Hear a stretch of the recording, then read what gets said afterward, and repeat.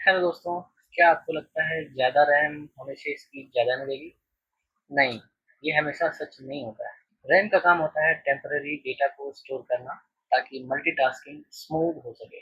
लेकिन अगर आपका प्रोसेसर स्लो है या एसएसडी नहीं है, तो रैम बढ़ाने से स्पीड नहीं मिलेगी। एग्जाम्पल 8 जीबी से 16 जीबी रैम अपग्रेड तभी फायदेमंद है जब heavy apps, video editing, photo editing या मल्टी टैब ब्राउज़र पे आप काम करते हो।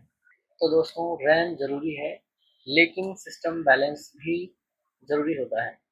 प्रोसेसर, एसएसडी और सॉफ्टवेयर ऑप्टिमाइजेशन मिलके ही स्पीड बनाते हैं। तो ऐसे ही स्मार्ट टेक जानकारी के लिए सब्सक्राइब करें आई टी।